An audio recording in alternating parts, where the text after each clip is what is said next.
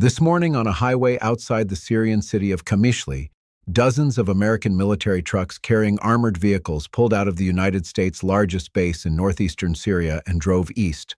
Not toward the coast, not toward a port for sea transport home, not toward Turkey. They drove toward Iraq, toward the Iran border. Associated Press cameras caught it. Al Jazeera cameras caught it. Washington Post reporters confirmed it. The convoy was real.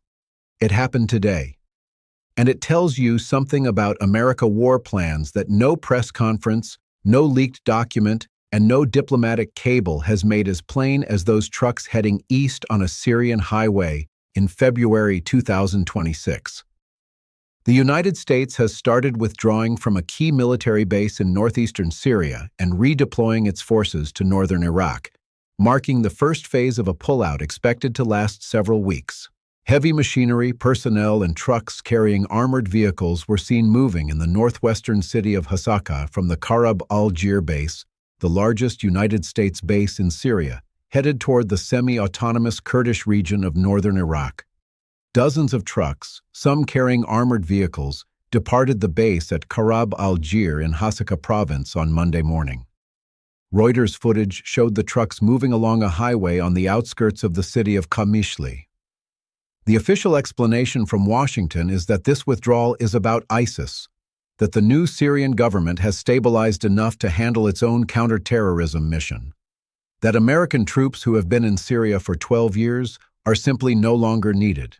The officials said the withdrawal was unrelated to the current massive United States military buildup in the Middle East for potential strikes against Iran.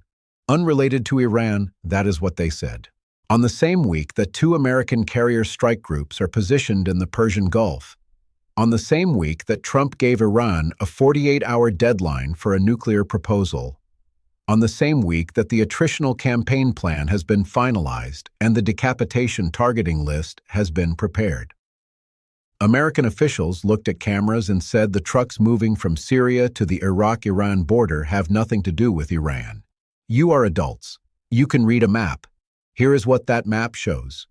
Iraq and Iran share a border that runs roughly 1,500 kilometers from the Turkish frontier in the north to the Persian Gulf in the south. The Kurdish region of northern Iraq, where these forces are being repositioned, sits directly on that border northern section, opposite Iran Kurdistan and West Azerbaijan provinces.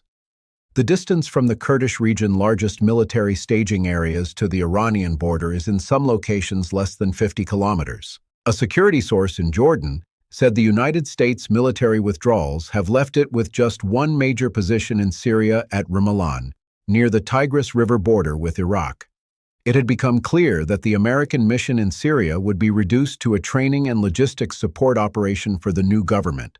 The source said leaving the bases would also help reduce the threat of any Iranian retaliation, especially amid the latest escalation between Washington and Tehran. The source said, reduce the threat of Iranian retaliation. That phrase from the Jordanian security source is the key to understanding exactly what is happening in real time on that Syrian highway. The bases in Syria were vulnerable, spread out, hard to defend within range of Iranian missile systems and Iran-backed Iraqi militia rockets.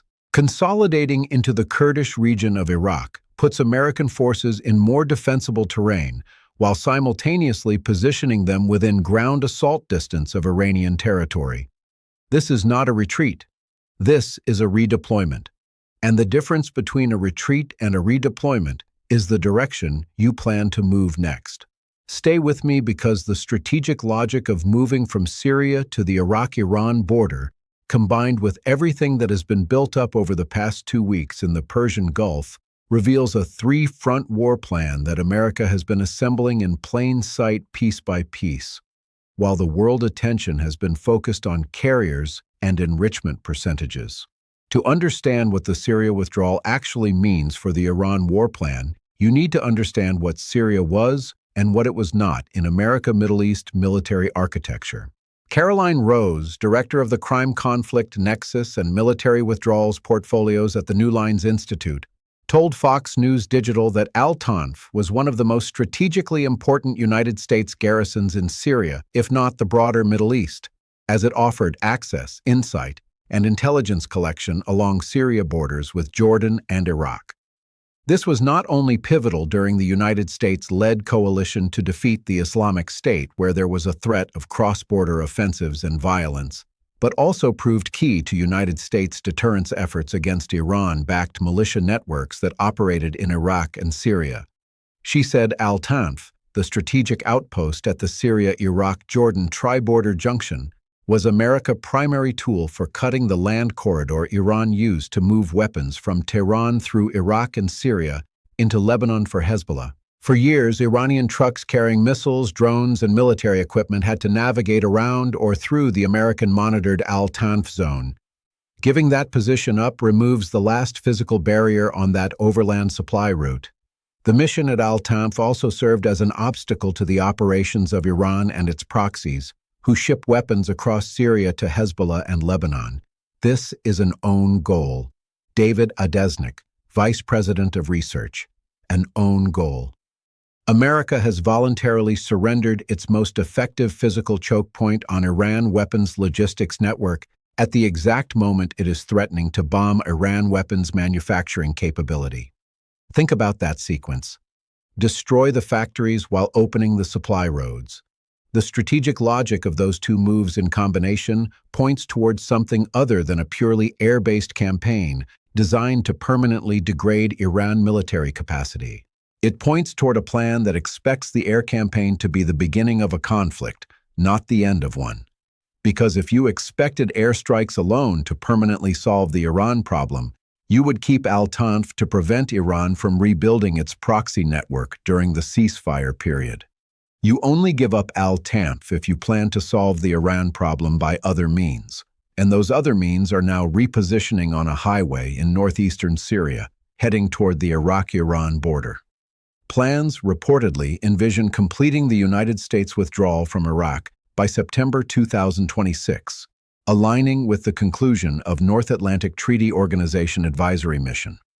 Already, United States forces have reconsolidated from key bases in Iraq federal territory, such as Al-Assad Air Base and Baghdad International Airport, to locations farther north in Iraq Kurdish region, reconsolidated to the Kurdish region. September 2026. Withdrawal timeline from Iraq itself, 5 months from now.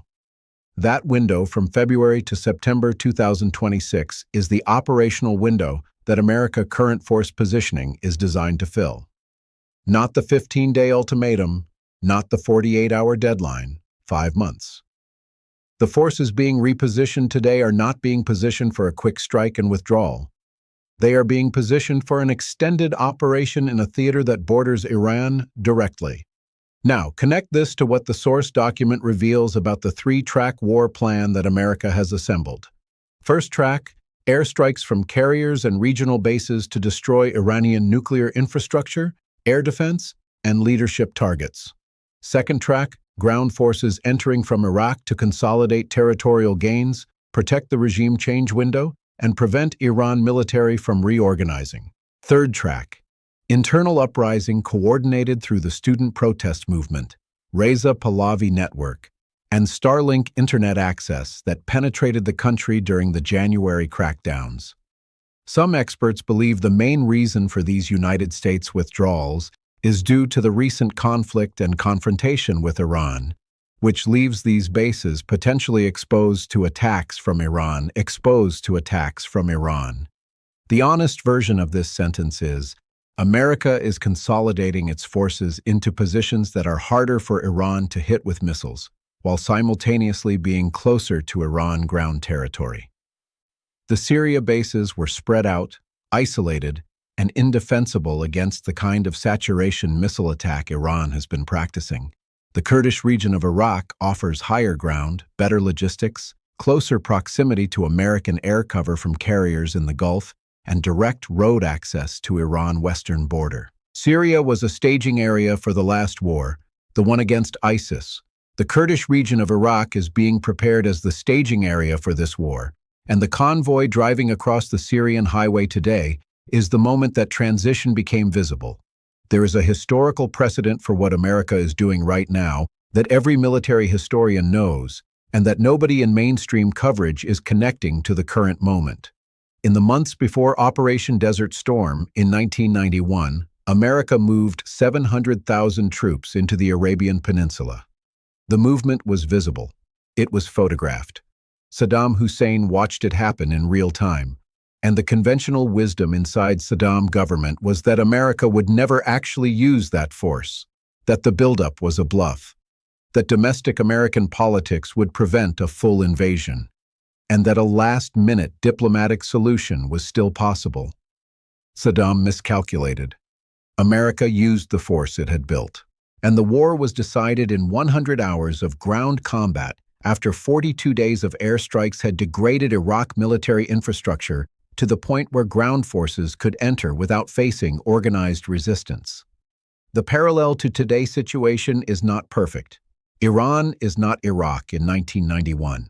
Iran has a functional missile force, a disciplined Islamic Revolutionary Guard Corps, a four-layer succession government that does not collapse when leadership is killed, and a population that has demonstrated in the student protests this week that it will not simply surrender its national identity to whoever America delivers to Tehran on a chartered aircraft.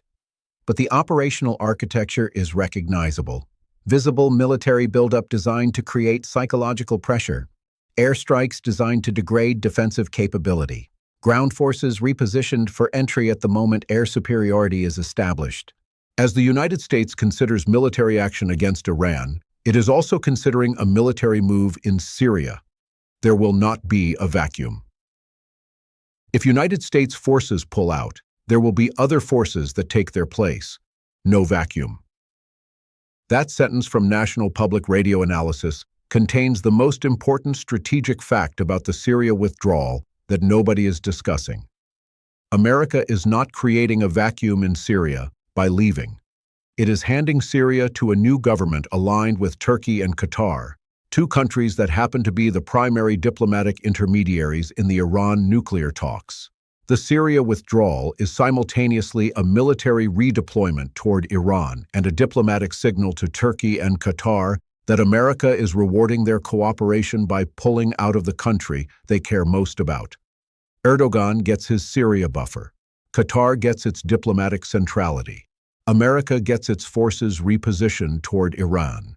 And the Kurdish allies who fought ISIS for a decade with 12,000 dead fighters get told, "Thanks, we do not need you anymore." The situation in Syria has evolved significantly, but Congress should ask serious questions to ensure this is not yet another example of a costly, politically motivated withdrawal that ignores conditions on the ground and the advice of commanders. The withdrawals from Iraq in 2011 and Afghanistan in 2021 underscore the need to bring the same level of scrutiny to military withdrawals as we do to new military deployments. 2011 Iraq withdrawal, 2021 Afghanistan withdrawal. Both happened on political timelines driven by domestic American calculations. Both created security vacuums that required expensive re-engagement later. Both were presented as successes in their moment and evaluated as failures in retrospect. The analyst who wrote that warning knows something that Washington political class keeps having to relearn. Military withdrawals do not end commitments. They transform them. America's commitment to the Middle East is not ending with the Syria withdrawal. It is being transformed from a dispersed presence designed to manage multiple low-grade conflicts simultaneously into a concentrated presence designed for a single decisive confrontation with the one country that has resisted American pressure for 47 consecutive years. The trucks driving east on that Syrian highway this morning carry the equipment for that confrontation. The Kurdish region of Iraq, where they are headed, is the staging ground for its ground component. The carriers in the Persian Gulf are the staging ground for its air component. The student protests in Tehran are the staging ground for its political component. And the Geneva talks scheduled for Thursday are the staging ground for the diplomatic alternative that prevents all three components from being used simultaneously. Iran foreign minister is working on his proposal text. Trump 48-hour deadline expires Tuesday night. The talks are Thursday. The trucks are on the road today. The carriers are in position. The four-layer succession government is armed and waiting. And somewhere on a highway outside Kamishli, the convoy keeps moving east toward the border that separates the world as it is, from the world that comes after the decision that has not yet been made, but is getting closer with every kilometer those armored vehicles travel. Share this right now because the convoy on that Syrian highway is not yesterday news or tomorrow news. It is happening today, and where it stops.